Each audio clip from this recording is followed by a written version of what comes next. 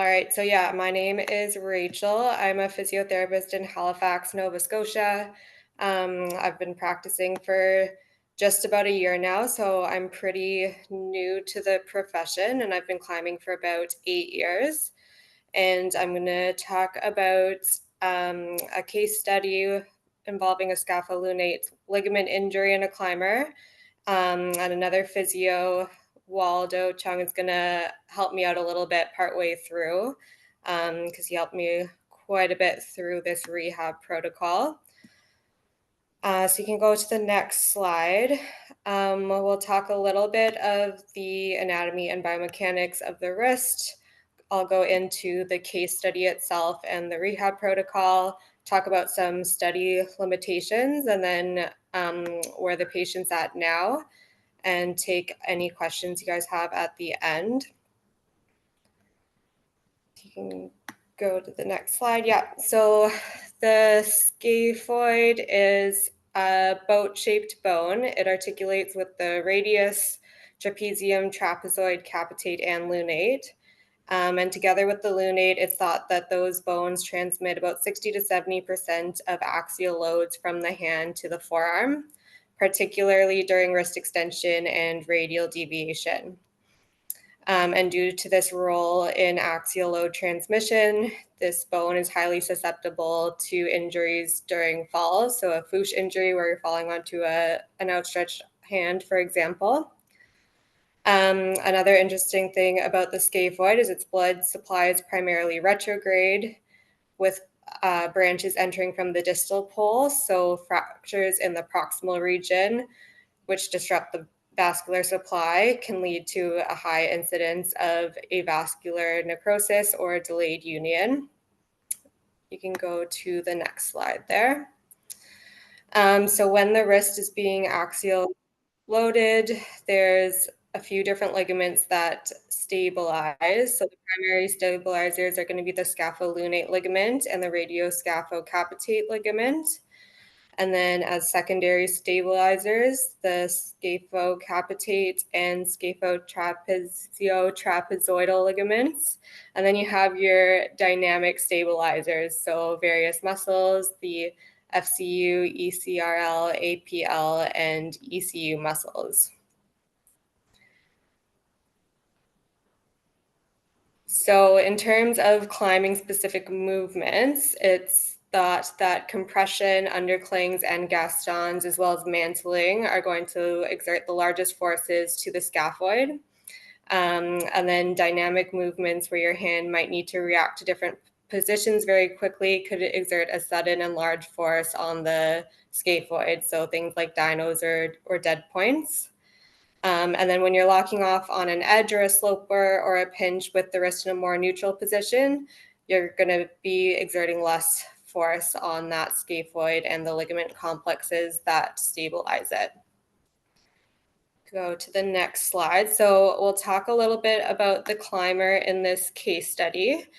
She's a 24-year-old female. Her occupation is a physiotherapist. She's been climbing for about 7.5 years. Activities, she does indoor and outdoor bouldering and strength training. And she has a 12-year history of competitive gymnastics. Health history, other injuries. She had a previous history of right shoulder instability that ended up needing to be repaired surgically. There's a large slop tear and Bankart lesion. She's also has a right meniscus tear, which has been managed conservatively, and a previous right fifth metatarsal fracture that happened quite a few years ago and doesn't give her any issues.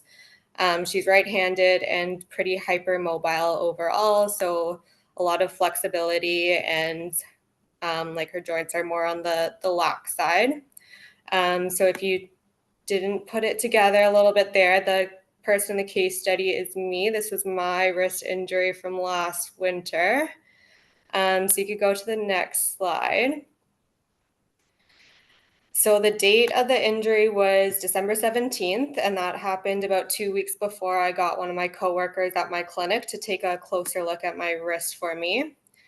The mechanism of injury is I was walking out to do some bouldering outside in the winter and it was icy and I slipped and fell and put my hand out in front of me. So not the most exciting mechanism of injury there. I had 2 crash pads and a heavy backpack on and I kind of landed with my hand on a rock. So there was significant hyperextension with palmar impact when I fell.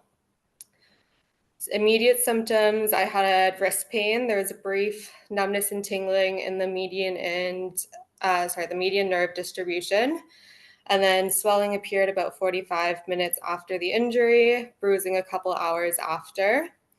It was on the way to the boulder, so I didn't even get any climbing in that day, but I was pretty sure something was not good after I had fallen. So me and my friend hiked back out. It was about 30 or 40-minute hike out and then an hour or so drive to the ER. And then I think I was waiting in the ER for 6 to 8 hours before they did the x-rays. As usual with x-rays, it's difficult to see the scaphoid and rule out a fracture initially. And because some of the clinical tests that I'll talk about in a little bit were positive, they decided to put a cast on me for about 10 days. And then after that, I had the cast removed and subsequent x-rays done. So you can go to the I'll next. get you the slides in 1 second. Sorry, just lost them.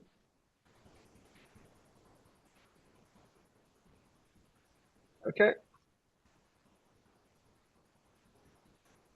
Okay. Perfect.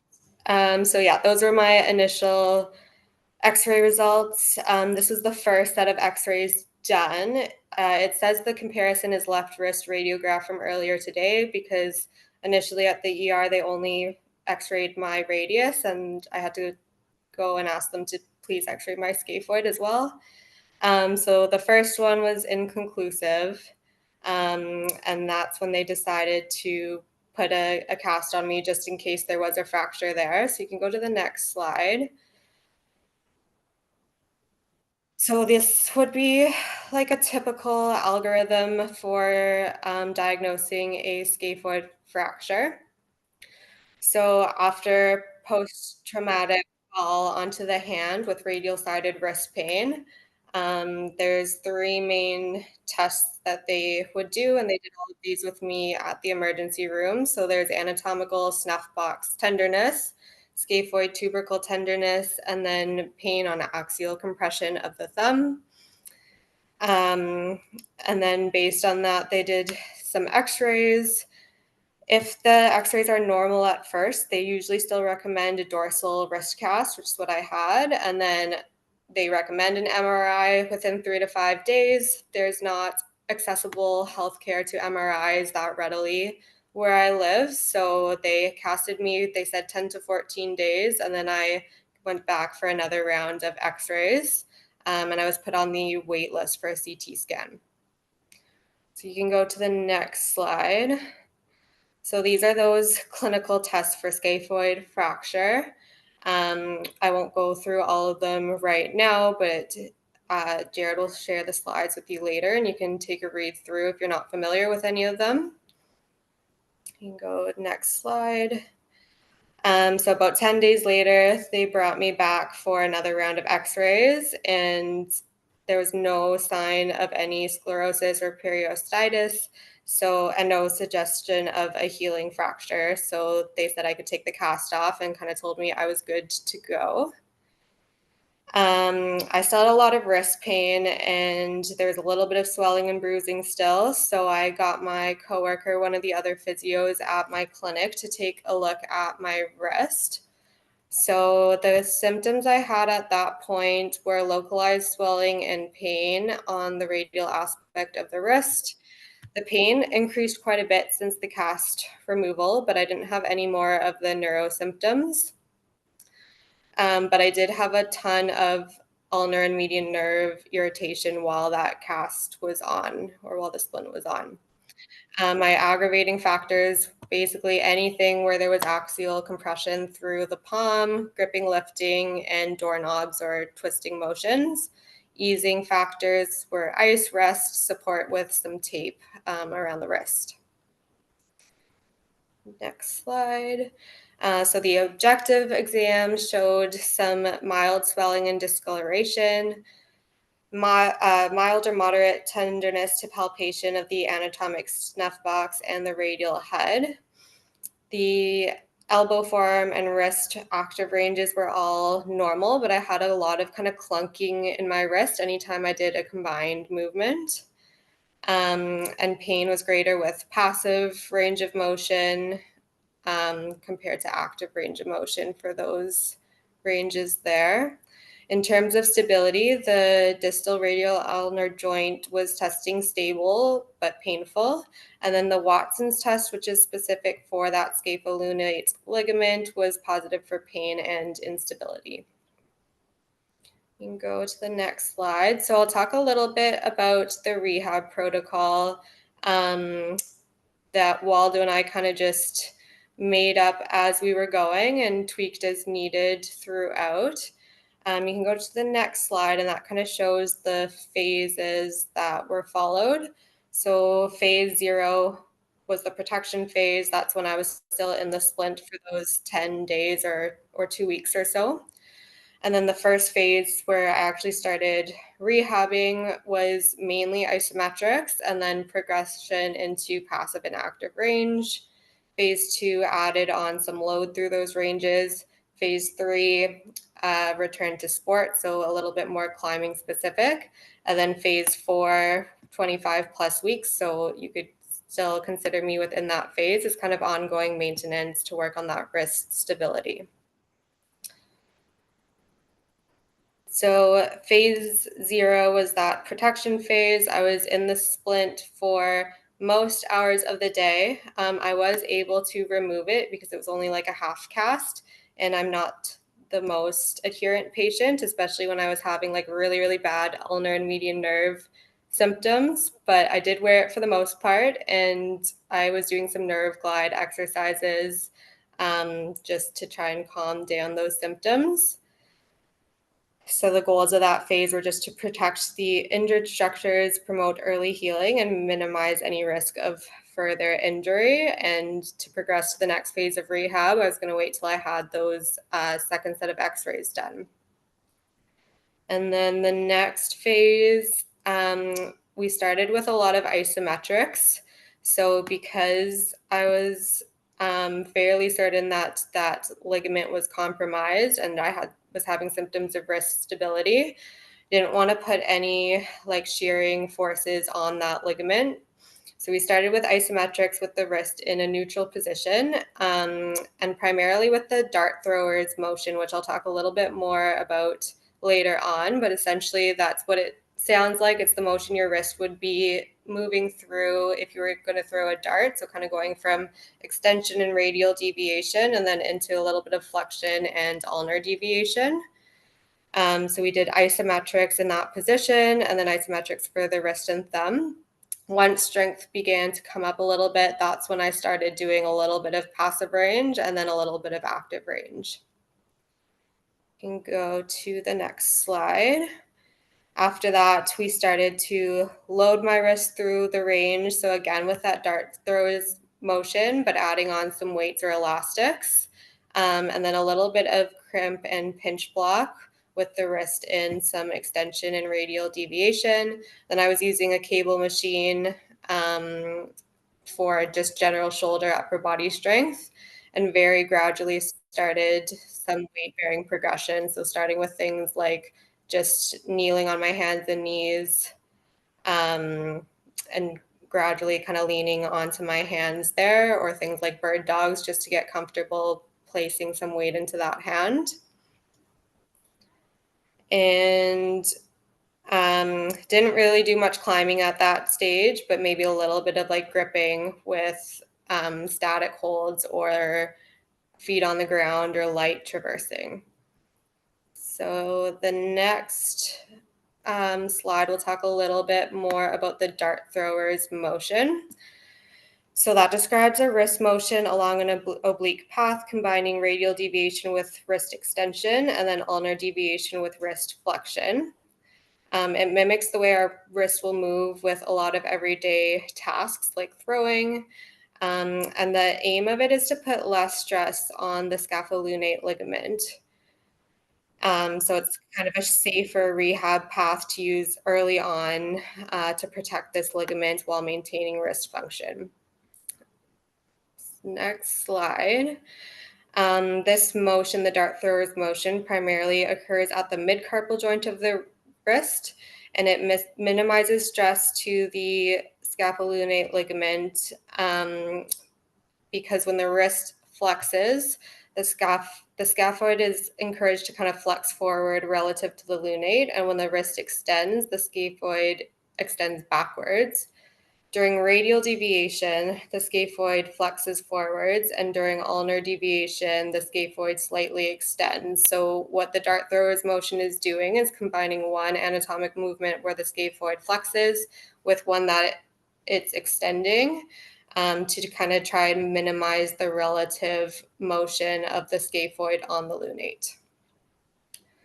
So the next slide will show phase 3, return to sport. And that's when I gradually introduced more crimp and pinch block training, more hangboarding. I started doing some single arm weight bearing and a little bit on unstable surfaces. So like push-ups on a Bosu ball, a lot more closed chain exercises for proprioception. And then the emphasis with any climbing I was doing was going to be on crimps because that has the wrist in a little bit more of a closed packed position and that more extended position. So it's going to have a little bit more stability compared to being on a sloper where the wrist is in a little bit of flexion. And then progression to the last phase, which is the maintenance phase. That's kind of where I'm at now, I guess. So full climbing routine, continuing to monitor for wrist instability. I'm back to kind of all of my normal training. So campus boarding, mantling, all the pressing movements and things like that. And slowly building up more kind of dynamic movements on slopers on the wall, both indoors and outdoors.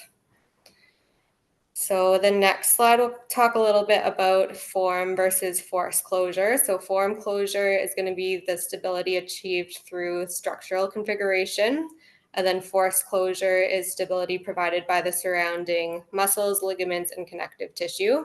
So obviously, if there's an injured ligament, you can't do much about that except for give it the time it needs to heal.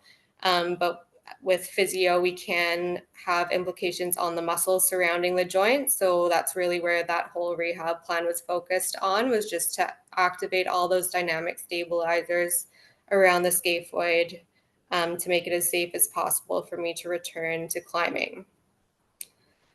And then on the next slide, Waldo will talk a little bit about quantifying progress. Oh, hello. I just unmuted myself. Okay, I'm Waldo. I've been a physio for 5 years. I've been climbing for around 7. Oh, we'll just go to this slide before showing the little animation. Sorry about that.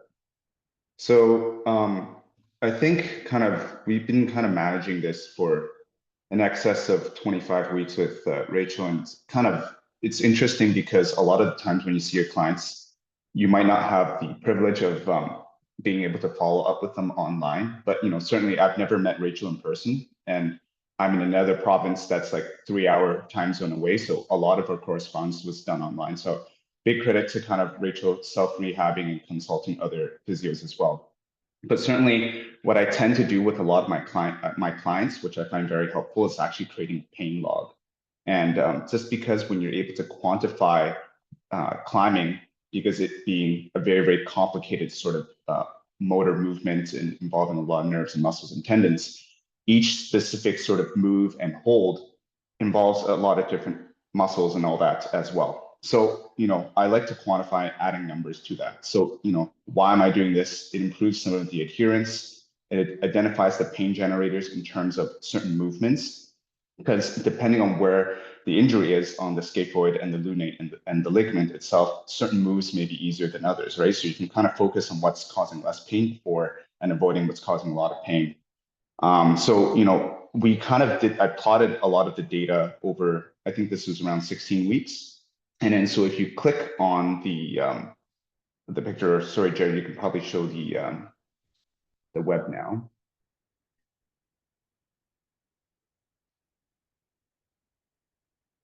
I'm not sure if you could see it, but certainly I'll post the link a little bit later.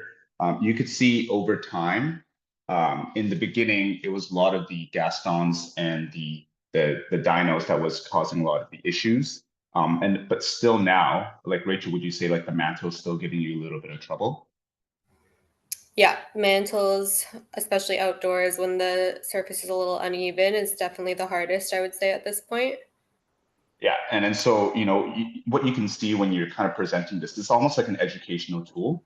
So you can kind of see what like the mechanical stress of certain moves is causing more pain compared to other moves. So I think when we first kind of worked on like, okay, you could start on the compression or some of the dead points or the lock offs, especially in that ulnar deviated position that was actually causing less biomechanical stress on the scaphoid. That was things that you could do, right? So it's not like you couldn't climb at all. We could still ensure that you were climbing without kind of aggravating the structure itself.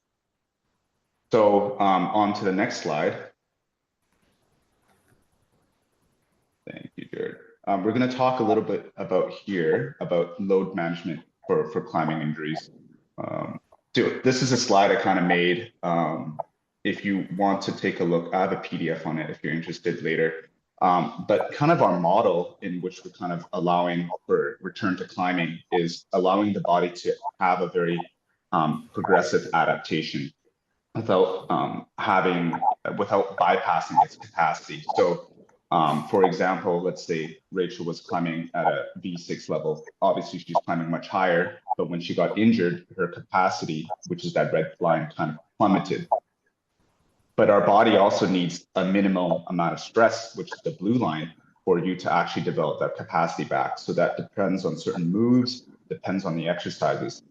And certainly, when you are following a small amount of mechanical stress, which you can apply over time gradually, so that in Rachel's case, it took around 25 weeks, it allowed us to increase her capacity again for her to get back to that level of climbing. So you need a certain minimum effective stress, but you also need a certain stress that doesn't go over, or else if you go over the capacity, you can incur inflammation and the pain again, and that's going to decrease your capacity again. So it's that kind of straddling between that optimal zone. And then on the corner on that top right, you can sort of, I kind of arbitrarily set some of the stressors depending on the moves and the holds that may be more aggravating to certain joints of the body. So that's kind of like the model that we've kind of created just to allow Rachel to have a very, very, what I would say, pretty successful recovery of this injury so far. What do you think, Rachel? Success or not? Yeah, I think it was pretty good, all things considering. I think you did a great job, right? So, it's kind of applying these principles. Like it sounds like a general model, but applying it specifically to certain injuries, it's part of the fun of being a physical therapist, but also what actually helps our clients be very, very goal-oriented and task-specific to climbing. So that's my piece. So hopefully you found it informative.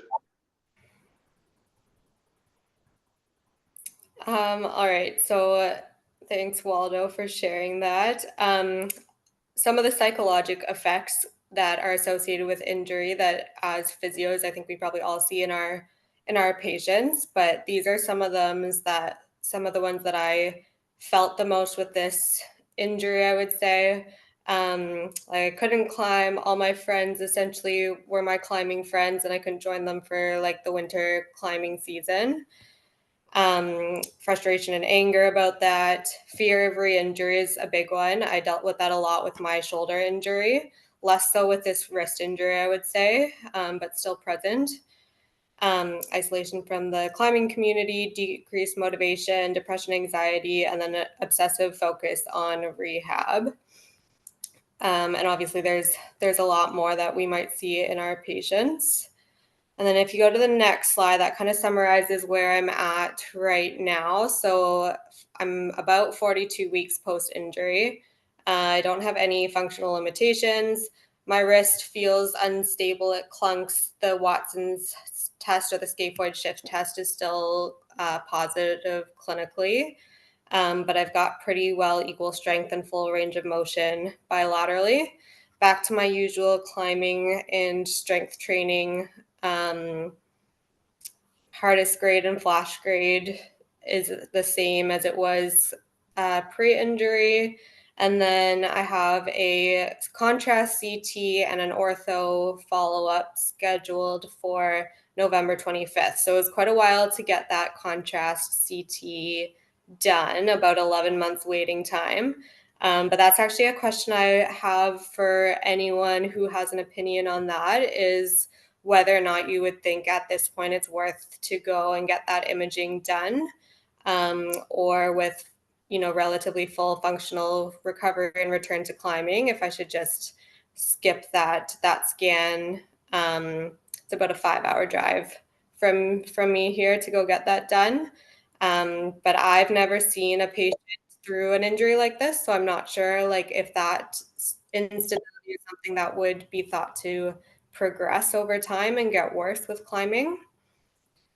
And then the next couple slides are just kind of the numbers that I did my best to try and track through the rehab. So every few weeks I was tracking pain levels for various climbing moves, not tested or NT if I wasn't comfortable doing that move at all.